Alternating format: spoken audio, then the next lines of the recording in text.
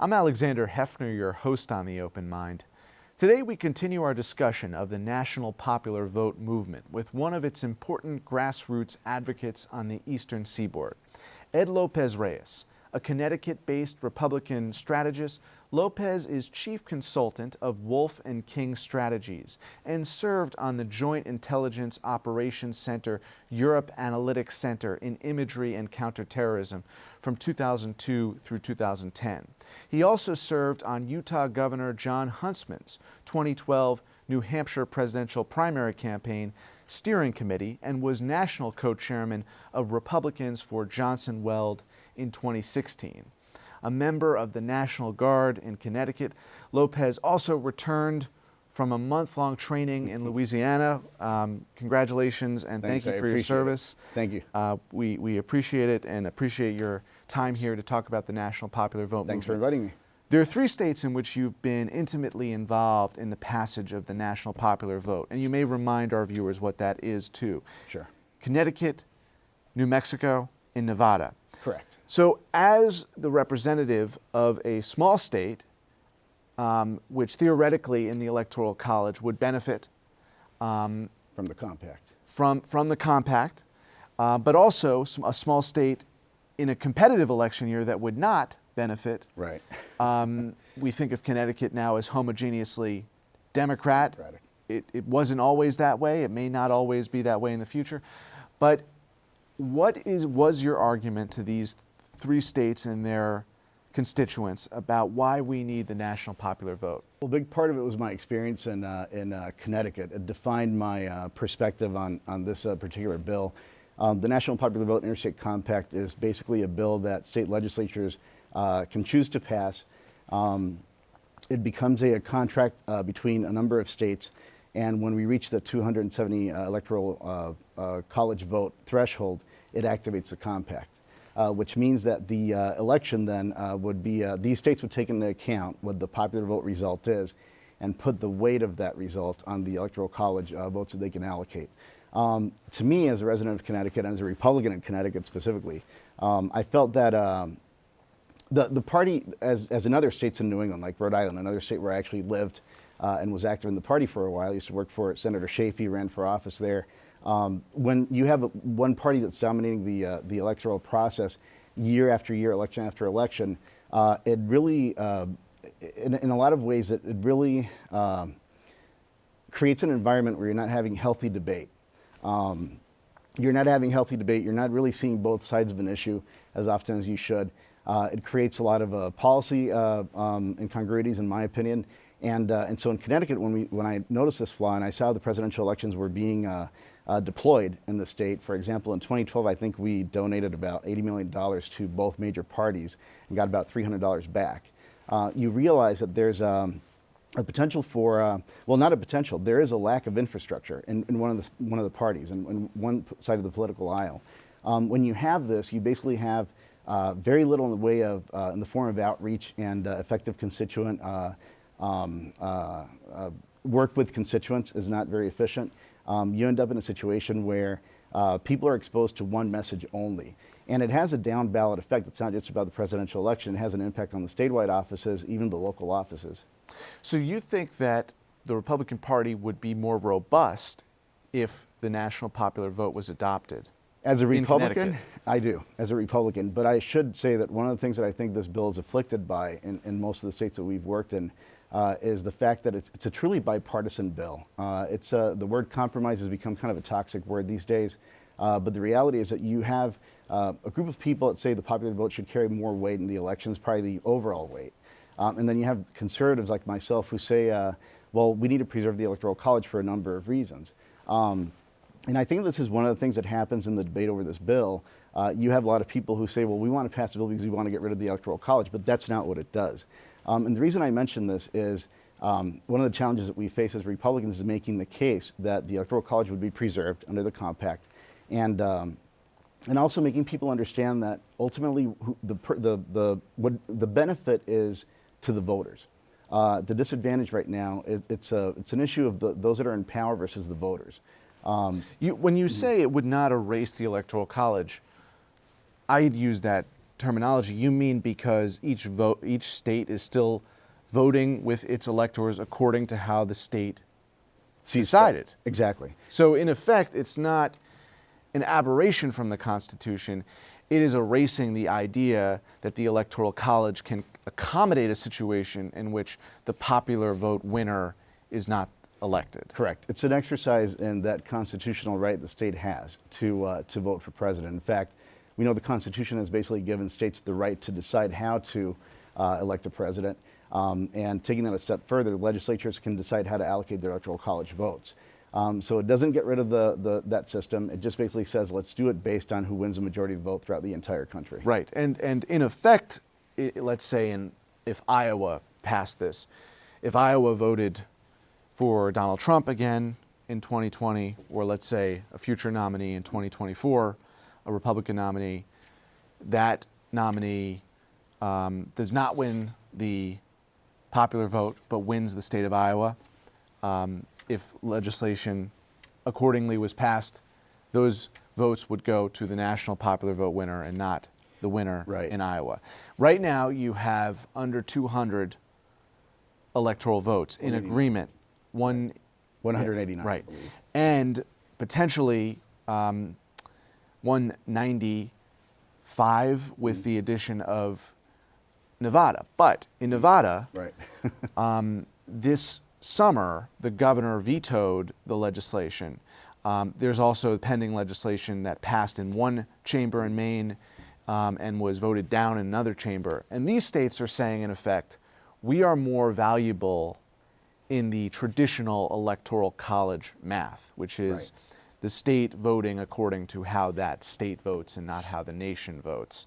What would you say now to Governor Sisolak and potentially to Governor Mills in Nevada and Maine respectively, who are afraid of negating the will of their voters in their respective states? Well, I think what's important to consider is when the state is a swing state, when it's one of the 10 or 12 states where the presidential campaigns deploy, expend a lot of resources, and make a worthwhile investment, those states are going to have a smaller interest or not much of an interest in adopting a system like this.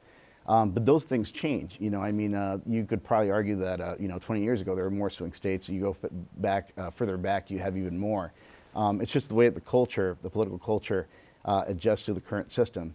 And so, in a state like Nevada, for example, they probably still feel like a very competitive state, but the reality is it's becoming a much bluer state. You have a couple of counties basically that have become much bluer than they were before. I think that the holdout is in the northwestern part of the state. You have a pretty Republican stronghold, a pretty strong Republican county, and they might not see the value in the same way, but the reality is once the state begins to shift in a different direction, they're going to start reconsidering. And this is your argument, Ed, that a national popular vote makes every vote competitive? Correct. Instead of having a winner-take-all system, so one thing I try to explain to people is every voter is a swing voter. Exactly. The compact is not an attack. Does not seek to purge the Electoral College. That's the biggest mistake, the biggest misinterpretation people have of the bill. What it seeks to do is to get rid of the winner-take-all system that extinguishes votes in different states. In California, the Republican votes would now count. In Utah, the Democratic votes would now count. It makes those it elevates those votes, makes them valid, gives them a voice in the entire system. Do you think, based on your work, that the Supreme Court would ultimately, if this was tested constitutionally, uphold this pact as legitimate? I feel they would, because it is constitutional. We're basically trying to get rid of something that's been done at the state level, which is the winner-take-all system that we have in 48 of the 50 states. Basically, the court would be saying to these states, you don't have autonomy. You can't decide how to allocate your electors. And that would be a breach of federalism in a major sense. Exactly. So, I mean, there are conservatives who take a different view than you in adhering to the conventional policy of the Electoral College. But that winner-take-all concept was never ratified into the Constitution on a state-by-state basis, except for the individual states' constitutions. Right. It wasn't until 1880 that all these states adopted the winner-take-all system. So are you making this argument in defense of federalism? It is. And in fact, I think the true conservative view would actually honor the perspective that there's a pliability that the Founding Fathers instituted through the system that we have to be able to adapt to changing circumstances. Senator Fred Thompson used to make this case. That was one of the big reasons he supported the compact. So how do you see a realistic path to 270 at this point? Because there have been some major wins in this 2019 year. And as I said, there was a point at which you made half the delegates or half the electors. Now you have more than half the electors. Right. And since Pam Wilmot of Common Cause, Massachusetts joined us, there have been more gains. Right. How does your experience in Connecticut, where this passed, and they are part of the compact now, inform the way you envision a successful campaign so that by 2024 or 2028, this is actually implemented? So one of the things that I experienced was Connecticut was more difficult to work on because at that point the views on this issue had cemented. Legislators had kind of adopted a perspective on it. It was really tough to reach out to constituents who had not already heard from their legislators, and a lot of their perspective was informed by their respective echo chambers, like their parties, for example, think tanks that are orbiting around those parties. And I think that the key thing is to make clear that this is a bipartisan bill, that this is a bill that's in the interest of voters, not of particular parties, that it's not a Democratic or a Republican bill. It's important to make a very strong case that this is not about getting rid of the Electoral College. It's actually a way to exercise the college in a way that fits the states, but also the voters in particular. And I think when I look at the experiences, for example, in Nevada and New Mexico, the timing is a big thing. Going out and talking to the voters at an early stage and letting them know how the bill works, what it does, is the most important thing. So the most critical thing, the paramount piece in this effort that I see, is talking to voters. This is not about the parties, it's not about the elected officials, it's about empowering voters, whether they're Republican or Democrat. And even third-party voters can find a value in this. You had in 2016, having done the Johnson-Weld thing, they had I think it was 3.5 million votes total, which is more than the votes in each of 25 states. Now, that doesn't mean through the system you're going to elect a libertarian unless they did have that majority. But it does mean that those votes count and they have an impact on the party. I'm a libertarian Republican for the most part, so to me it's important that the pendulum move in that direction in the Republican Party, for example. And those potential votes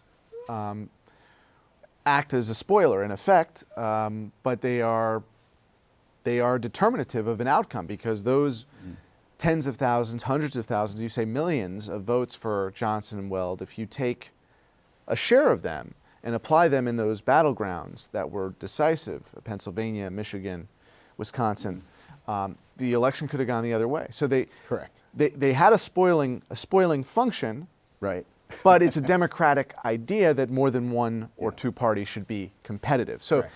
You are making the argument, Ed, that it is a pro-federalism case for preserving the Electoral College that gives states autonomy. But a major argument among the progressive or liberals who do support this is that we have an anti-democratic system now. So the will of the country writ large is neglected, and that is problematic, and that to sustain a republic or a democracy, the opponents of your efforts, the National Popular Vote, they like to say, we're a republic, not a democracy, right?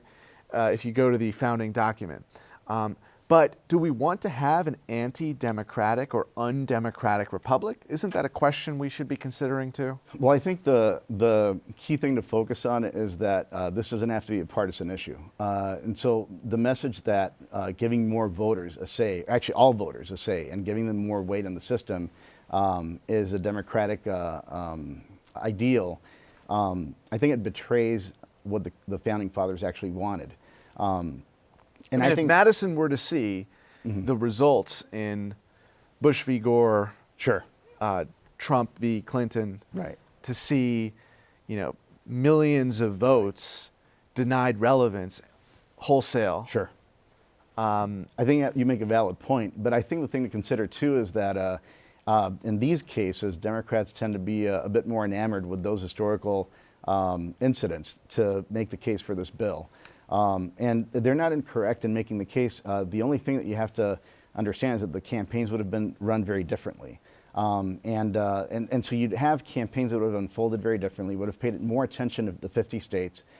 So we don't know if that would have been the outcome in those two elections under the compact, had it been active at that point. You have a candidate now, Beto ORourke, who is going to a lot of these non-traditional battleground states. He was just in Oklahoma. He's making a play, partly I think because of his Texas roots and the Sure. idea that he wants his party, the Democratic Party, to be competitive in the Lone Star State. Right. And I do wonder, Ed, if you have candidates, it's a chicken and egg question. Sure. If you have candidates who are not going to play by the rules of the Electoral College, maybe the folks in these states that have been neglected will wake up just by virtue of the candidates operating as if we had a democratic system that treated everyone equal. Well, I think the reason why people are taking the chance is 2016 was a very bizarre election. I certainly didn't think Trump had a chance of being elected. I don't even think he thought he had a chance of being elected. And when you look at the blue wall, which you've probably discussed, the idea that there are certain states that tend to just vote Democratic.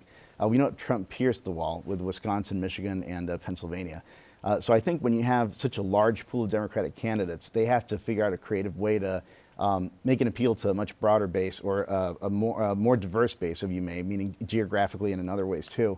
And so I think the math right now is a little bit of a wild card, and people are trying to figure out how to make things work, what's going to make them more electable. And I think that a lot of that might play into the things that will underscore the value of having a national popular vote interstate compact.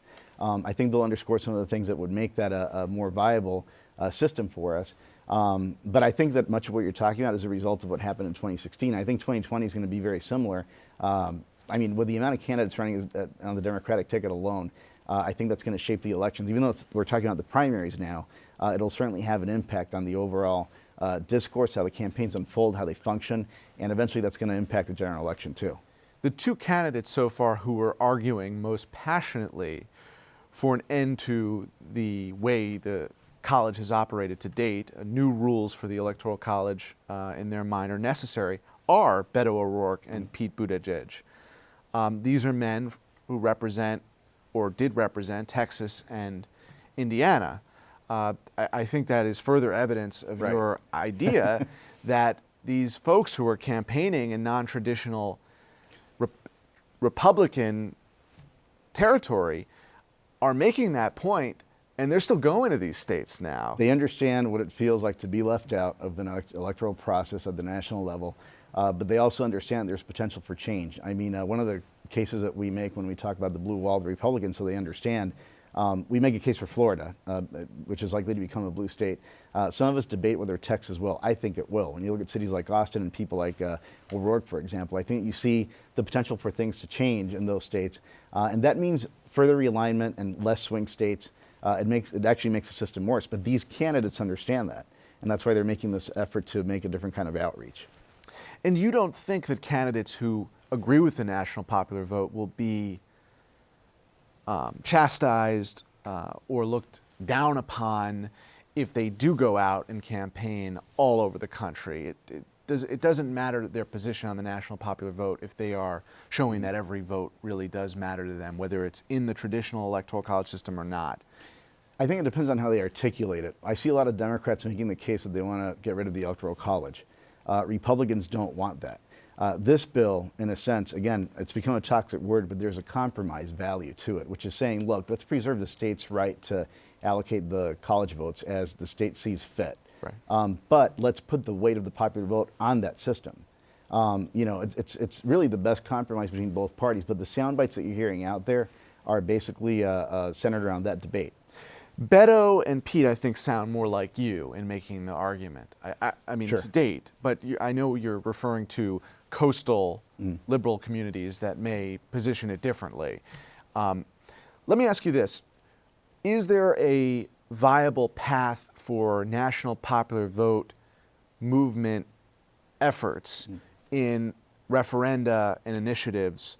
Can it be sanctioned by individual states through that process, or are you only contemplating legislative completion of this? Our effort is focused on legislators, and the reason why is because of the way it's set up in the Constitution. Legislators have to make that choice. Certainly, I would imagine a state could consult with their voters through referendums and things like that, but I'm not sure that's something we would be involved in. But how are you going to get traction in some of these states where it's dead on arrival? That's one of the things that I've been helping the movement with. I go out so to how grassroots. How are you doing? I speak with Republican Party leaders. I speak with activists from think tanks. I speak with people who have run for office but haven't been successful. They're still opinion leaders in the community. So basically, I'm going out there and helping the organization deliver this message and make it clear that what it is that we're doing. So again, I think the biggest misunderstanding is that we get rid of the Electoral College. That's not what the bill is for. Understood. But what are some states that our viewers might not expect this to have traction in?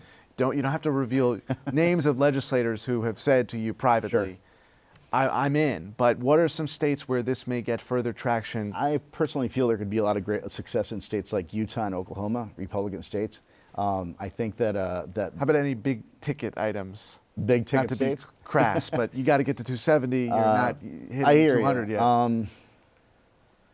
That's a really good question. I think the reality is that we'd probably be more focused on the smaller states, the bigger states. When I think of big states that are going to see a change, it depends on what happens in the upcoming elections. If Florida becomes a bluer state, they're going to be considering this bill because they're no longer going to be a viable state within that swing state block that the presidential candidates exploit right now. But you said it's a nonpartisan issue.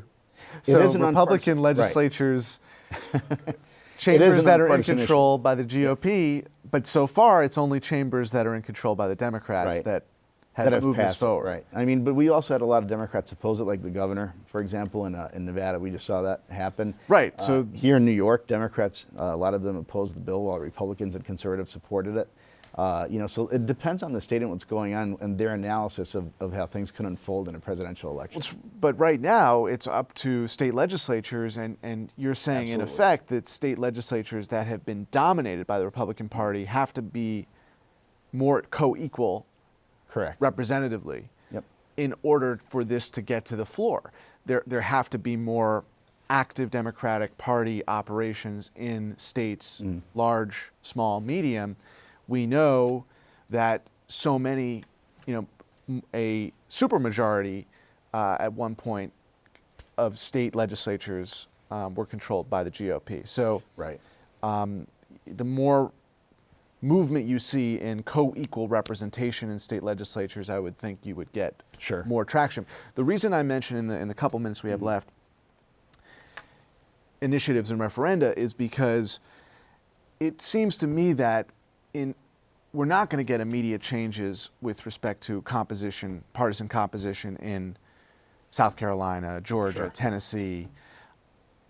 So maybe if you require folks to have the debate, maybe you need an initiative or a referendum. It would be a vote that requires the state constitution to consider this question. And that's why I think that maybe those tools could help you legislate this. Because if the compact, in some states you might be able to get it on the ballot. So to close, maybe just answer these two questions. All right. Would it be acceptable if it was approved by the people in a referendum? Would that be acceptable according to the compact rules? And second, can you use those tools to help get the debate started in the state legislatures? I think the answer to the second question is that could be a catalyst to having the debate become a more vigorous and robust piece, in any given state. I think to the first question, I think that our organization is really focused on letting the states decide how they're going to get to that point. We just advocate for the compact, whether they choose to have referendums or anything that would escalate the debate within their state.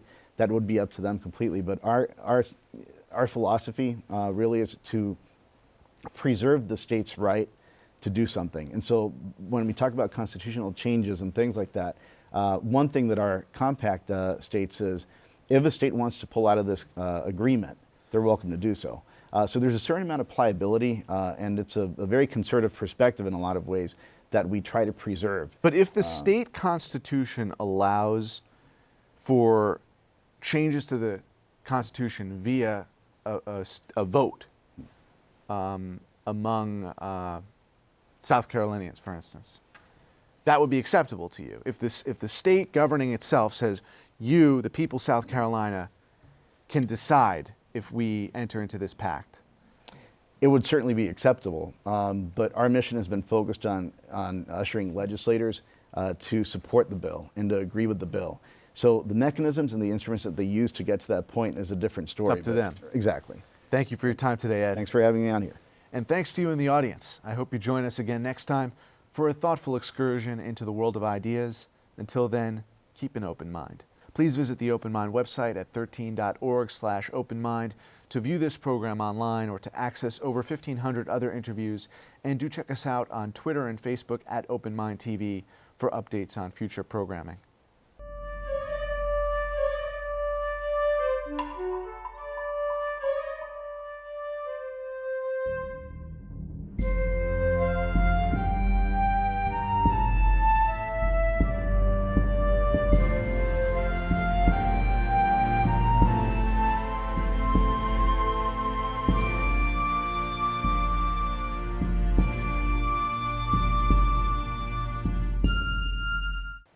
Continuing production of The Open Mind has been made possible by grants from Ann Olnick, Joan Gans Cooney, Lawrence B. Benenson, the Engelson Family Foundation, Alfred P. Sloan Foundation, the John S. and James L. Knight Foundation, William and Flora Hewlett Foundation, Joanne and Kenneth Wellner Foundation, and from the corporate community, Mutual of America.